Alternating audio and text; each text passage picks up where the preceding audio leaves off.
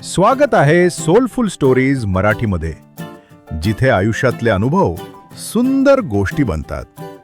ही गोष्ट आहे गाय आणि माझं बालपण. जिथे बालपण म्हणजे निरागस हसू, मोकळं मन आणि आजी आजोबांचं प्रेम. गावाकडच्या त्या साध्या क्षणातच दडलेलं असतं खऱ्या आनंदाचं गुपित.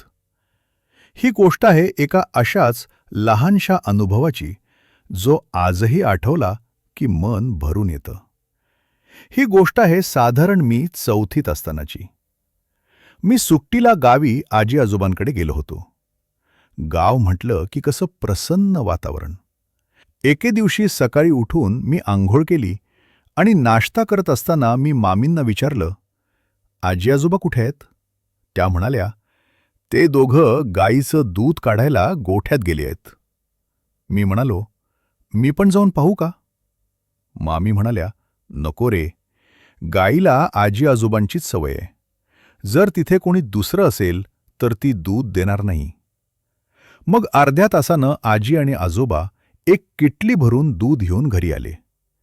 ते पाहून मी आजीला म्हणालो, आजी, मला पण पाहायचंय गाय कशी दूध देते.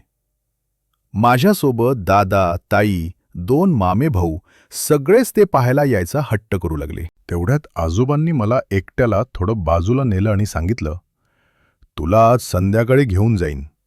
पण हो, तुला एका जागी अगदी शांत उभं राहावं लागेल बरं का. मी लगेच हो म्हणालो. आणि हो, बाकी कुणालाही सांगू नकोस. मला खूप आनंद झाला. आजोबा मला एकट्यालाच घेऊन जाणार होते. मी आता संध्याकाळची वाट पाहू लागलो. संध्याकाळी 6:30च्या सुमारास आम्ही सगळे मिळून चुरमुरे खात बसलो होतो. तेवढ्यात आजोबांनी मला हाक मारली. मी त्यांच्या जवळ गेलो. ते म्हणाले, मी आणि आजी आधी गोठ्यात जातो. तू 10 मिनिटांनी ये. आणि हो, कुणालाही सांगू नकोस. एकटाच ये.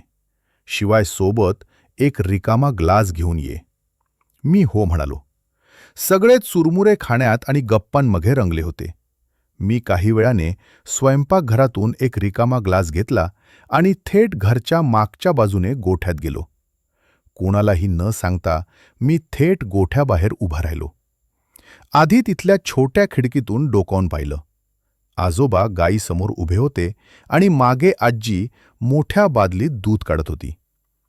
तेवढ्यात गाय मागे वळून माझ्याकडे पाहू लागली. आजीला ते समजलं. तिनं मला हळूच आत ये म्हटलं. मी काहीही आवाज न करता गोठ्यात मागे उभा राहिलो. आता आजी गाईला सांगू लागली, अगं, हा माझा नातू आहे. आधीही तुझं दूध त्याला प्यायला दिलंय. आज पण तुला पाहायचं होतं म्हणून तो इथे आलाय. मी ते ऐकत होतो. मनात म्हणालो, गाईला थोडी आपली भाषा समजत असेल. तेवढ्यात गाय शांतपणे पुन्हा माझ्याकडे पाहू लागली. मी गायीकडे नीट पाहू लागलो. खूप छान गाय होती. तिच्या कपाळावर हृदयाच्या आकाराचं मोठं पांढरं ठिपकं होतं. जणू निसर्गानंच प्रेमाची खून उमटवली होती. मोठे डोळे, वर 2 शिंग आणि ती गाय पूर्ण पांढऱ्या व तपकिरी रंगात होती. आजोबा तिच्या डोक्यावर मायेनं हात फिरवत होते. तिला जणू ते आवडत होतं. आजी आजोबा तिच्याशी अधूनमधून गप्पा मारत होते आणि ती शांतपणे सगळं ऐकत होती. थोड्या वेळानं आजींनी मला जवळ बोलावलं आणि बादलीतलं दूध माझ्या रिकाम्या ग्लासमध्ये भरलं. पी आता. सांग, कसं आहे दूध? गाय सगळं पाहत होती. मी दूध हळूहळू प्यायलो. खूप छान चव होती. पहिल्यांदाच असा अनुभव येत होता. दूध पीत असताना गाय पुन्हा माझ्याकडे पाहत होती. जणू तिला समाधान मिळालं होतं. दूध काढून झाल्यावर आजी म्हणाली, मी घरी जाते. तू आणि आजोबा मिळून गाईला चारा घाला. माझ्याकडे पाहून ती हसली आणि म्हणाली, अरे बाळा, तुझ्या तोंडाला दूध लागलंय. मग ती घरी गेली.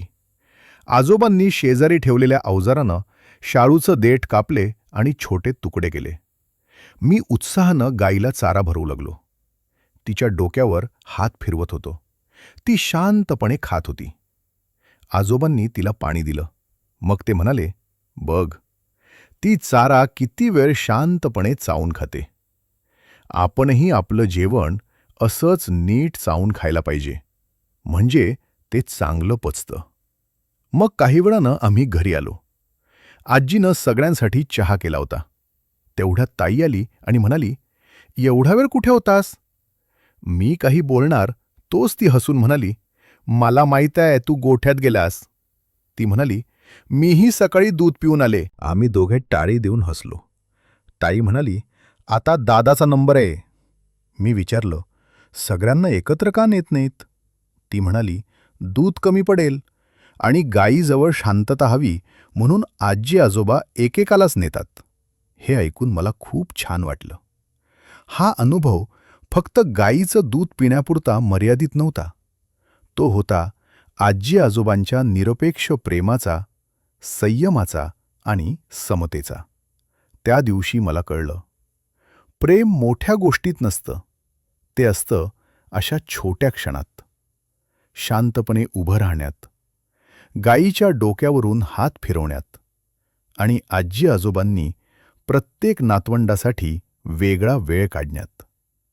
मी त्या दिवशी हे शिकलो की निसर्गाशी जोडलेलं बालपण किती सुंदर असतं. प्रेम वाटताना कोणातही भेद नसावा आणि आनंद शेअर केला, वाटला की तो वाढतो. आज मोठा झाल्यावर समजतं, त्या गायीचं दूध जितकं गोड होतं, त्याहून गोड होतं आजी आजोबांचं प्रेम. अशा आठवणी आयुष्यात फार कमी वेळा मिळतात, पण मिळाल्या तर त्या कायम हृदयात घर करून राहतात, कधीही न विसरण्यासारख्या. जर ही गोष्ट तुमच्या मनाला स्पर्श करून गेली असेल तर ती लाईक करून ठेवा आणि तुमची गोष्ट कमेंटमध्ये आमच्याशी शेअर करा. अशाच खऱ्या अनुभवांच्या गोष्टींसाठी सोलफुल स्टोरीज मराठीला सबस्क्राईब करा. पुन्हा भेटू एका नवीन गोष्टीसह.